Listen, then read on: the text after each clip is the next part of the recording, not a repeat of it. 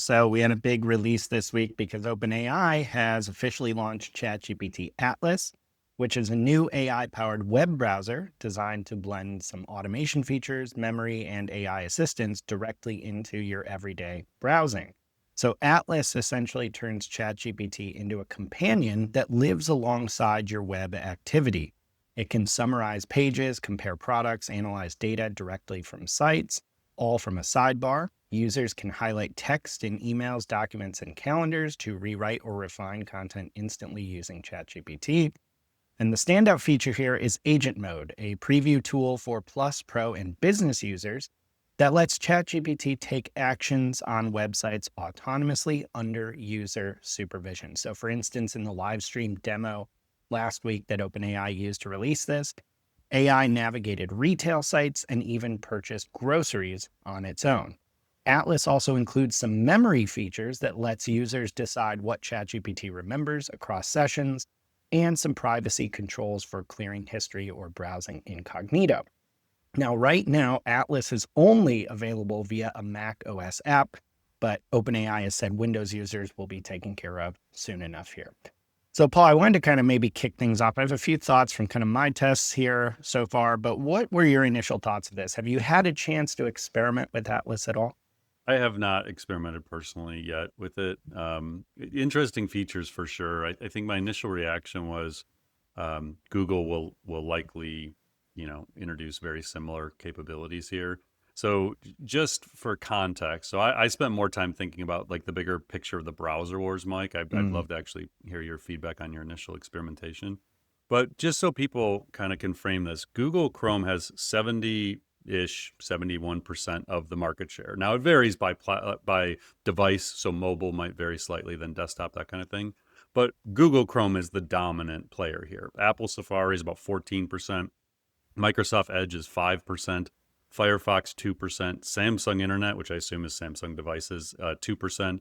Opera is around 2%, 1.7. Perplexity Comet, that's another AI browser, doesn't register on these yet.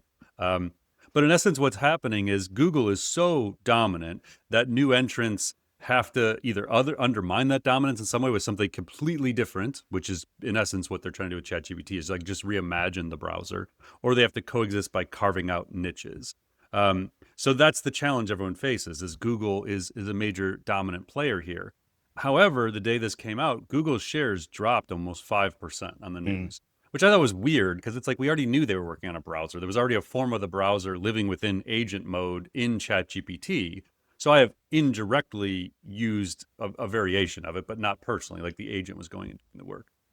You covered some of the features, Mike. There was Ben Goodger, who's on the Atlas team. He tweeted out a little context that I'll share here. So he said he joined the team last year, and since then they've built a small internal team that worked on ChatGPT Atlas, what they defined as a new web browser designed for the AI era, an era that will be shaped by more human natural language interaction, agents, and ultimately AGI. Ben went on to say ChatGPT is woven into the fabric of the product, so it's always nearby and ready to go. He said that as he's used Atlas, he noticed he's become more curious. He asks more questions about the web around him. He said, I'm finding better deals online, interpreting my personal health data, understanding my kids' homework, and much more. It's all making me feel like a more informed, more self actualized human. He then went on to say, with its built in browser agent, Atlas can browse the web for you, including to your logged in sites if you choose. We'll talk more about that in the next topic, Mike. And it's super fast. This is one of those feel the AGI moments for me, which I thought was interesting. Ask it to find all the ingredients for a recipe and load them into a shopping cart for you, ready to check out. Ask it for tips on how to write a better doc or use advanced features of your spreadsheets, or even watch it play a web game. Um, Bloomberg, I just noted this comment that was in a Bloomberg article that we'll put in. Sam Altman said on the live stream, this is an AI-powered web browser built around ChatGPT. He said it represents a rare, once-in-a-decade opportunity to rethink the browser. And then, just big picture, Mike, what it means without talking about the safety side and the memory and the, whether you're mhm. using incognito or not. What it's indicating to me is this shift in agent-to-agent communications in commerce. This is something we've talked about, a sort of a recurring theme we've been touching on the last few months.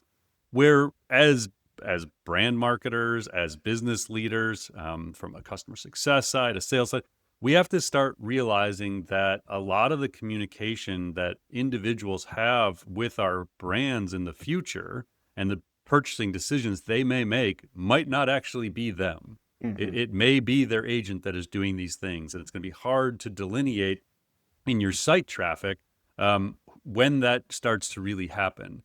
So this starts to play out in SEO, ads, content strategy, because you have to now start thinking about the AI interface for agents, not just humans. And so the business, like how it gets found, how people interact with it, how they make these purchasing decisions, this is all stuff we have to start really thinking about. Now, one other thing, Mike, I'll mention, I referenced Google earlier and how I would expect them to make some pretty significant updates here. They're already integrating Gemini in, they're building agent mode into search. But keep in mind, up until the beginning of September, that Google was facing an antitrust case that potentially had them being forced to sell Chrome off. So there's a decent chance that Google has had all of this same stuff on their roadmap already, Right. but they certainly weren't going to launch all of that if they were going to be told by the Justice Department that they had to sell off Chrome in September. So Hmm.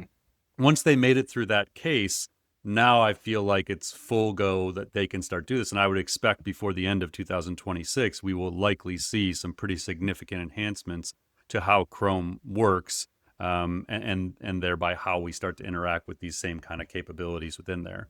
I don't know. I personally like. I'm not super excited about Yeah. this idea. Like, I'm not in a huge hurry to use Atlas. Like all those descriptions he just provided about like my kids' homework and asking more questions. Like I get that from Chrome, and I get it from just using Gemini and ChatGPT directly. So again, not that this won't work and that won't be a major product for them. It's one of those like I'm going to kind of struggle to find my personal use cases that would be worth me switching to from a workflow that already works really well for me and is already pretty efficient. And I love Chrome. Like it would be. I was actually telling you, Mike, I'm moving one of my email accounts within our Google Workspace to a different email account, and I have two versions of Chrome I'm logged into, and I'm Right. realizing what a pain it is to change over because all my bookmarks, I have my tabs grouped, like everything I do exists within Chrome already. So the idea of having to like change that to a different thing is like, oh my God. And then opening me up to like now you're giving another company access to all the things you browse and everything you do. Yeah. So that's my thoughts on it. Yeah, I that's similarly where I landed. We'll talk about all the security and safety stuff, but Yeah. honestly, and Simon Willison, who's an AI researcher as well that we follow, and we've Yeah. included some stuff here from him. He basically just said, I am struggling deeply to find relevant, valuable agentic use cases in my own work at the moment. I'm sure that will change, but I'm not there yet. That's exactly how I feel. I'm like, okay, this is really cool. I have no doubt this is where we're headed. But I just think of the AI verification gap we've talked about. To do anything useful with this agentic browser, A, it needs to work, but B, I need to verify that it worked. And verifying that it worked is going to take me way more time and energy and potentially some security issues Yeah. than me just doing the thing myself. Now, maybe I am not using the internet the right way, but I don't do enough here where an agent could go do all this work for me. That's very different for other people, though, perhaps. Yeah, and they're going to push heavy on the agent mode. And in that same article you referenced with Simon, he said not only does he find it pretty unexciting to use, but he tried out agent mode, and it was like watching a first-time computer user painstakingly learn to use a mouse for the first time.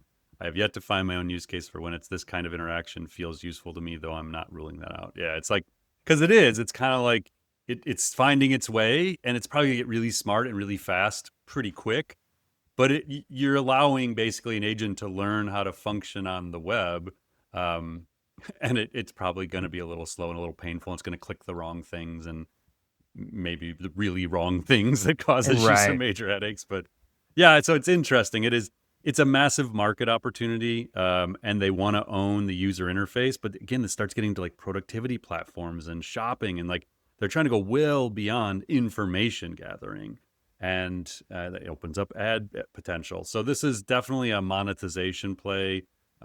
That's like part of the bigger vision for OpenAI and the role they want to play in society and in business. But um, yeah, so it's very early, and again, it's only, as you mentioned, like only available on macOS at Yeah. the moment.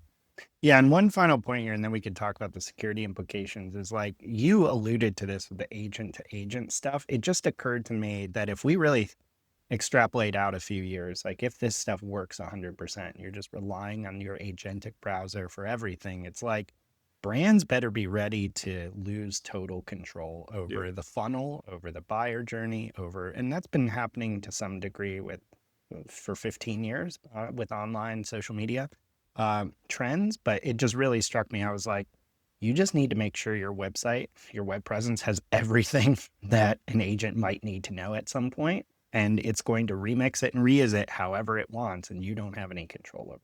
Yeah, there's so many downstream effects of this. Like as you're saying, like the funnel and stuff, you start to think about lead generation, like in a B2B Mm. world where you're so dependent upon lead generation and capturing contact information and nurturing those people. And yeah, I mean, what if it starts to shift where people just don't ever give you their email address? Like they're not gonna, visit your site themselves. They're just gonna capture whatever information they need directly in their AI assistant, and then the AI assistant will go and do whatever research needs to happen. And I don't know. I mean, again, it can be daunting or this can be exciting because nobody knows. And so there's this opportunity for all of us to be the ones who kind of go figure this stuff out.